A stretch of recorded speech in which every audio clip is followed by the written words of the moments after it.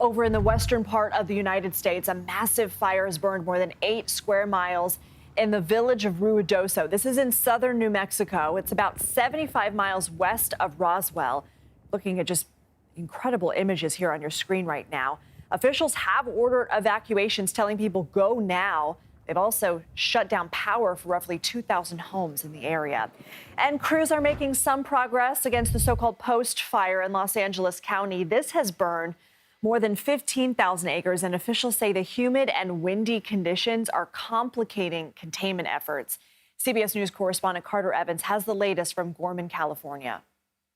Well, good afternoon. This burn scar here is a reminder of how quickly the flames can spread. Not even all the vegetation is burned. That means the fire went through here very fast, probably because of the high winds, and that red flag warning that remains in effect through today. But firefighters are making progress on this fire containment, at least 20% right now. This has primarily been an aerial firefight due to the rough terrain. It's been tough to get to for firefighters. We've got the gusty winds, we've got dry vegetation. That's all making this fire hard to contain, and it's just one of many fires burning across the Southwest right now. We've got the Tuscany fire. That one's near Palm Springs, and that one actually briefly shut down that popular tram for a little while yesterday. But in the New Mexico town of Ruidoso, nearly 8,000 people are under evacuation orders right now. We've got the South Fork fire. That one grew in size about 300% in the last 24 hours, and there is no containment on that fire. Lindsay? Carter Evans, thank you. Well, heat warnings are in place for 70 million people across 21 states. Look at this map here. Governor Kathy Hochul in New York says the heat dome will be, quote, one for the ages. In fact, she's activated 50 National Guard members and is encouraging private employers to make accommodations for workers who have to spend time outside. Taking a live look right now in Pittsburgh. Temperatures are expected to be in the 90s there, and there's also an increased risk for thousands of people in western Pennsylvania. They're without power from a storm yesterday. The Midwest also dealing with this. We're going to go now to CBS Chicago.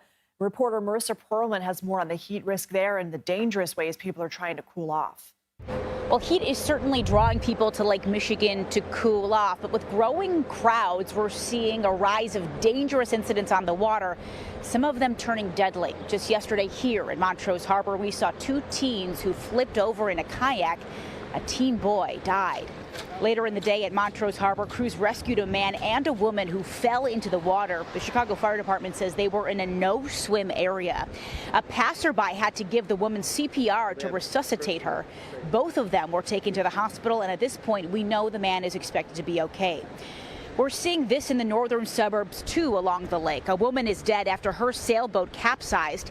She and another woman set sail Sunday from Evanston. Around 2 yesterday morning, one of the women managed to swim 2 miles to the shore in Winnetka. A Chicago Fire Department helicopter found the missing woman in her 50s. We're told she reportedly died at the hospital. And crews still haven't found a 58-year-old man who fell off a boat at the Playpen Saturday afternoon. We just got word that crews are back out on the lake looking for his body along Oak Street Beach downtown. Now, we have spoken to experts who say even for the most advanced swimmer, try to head out on the water during lifeguard hours and make sure you have a life jacket with you. And remember, the water is cooler than it looks, even on some of the hottest days like we're seeing today. Back to you. Good reminder, Marissa Perlman. Thank you. The South is also expecting dangerous weather. A tropical storm warning is in effect in Texas. Coastal communities are bracing for heavy rain and potential flooding. The storm could become the first named system of the season. It would be called Tropical Storm Alberto. CBS News national correspondent Dave Malkoff is in Galveston, Texas. Dave, I hope you have a change of clothes because I saw they got pretty wet in the 9 a.m. hour. What are you hearing? Yeah, Lindsay, it will after a while, after the rain band's moving.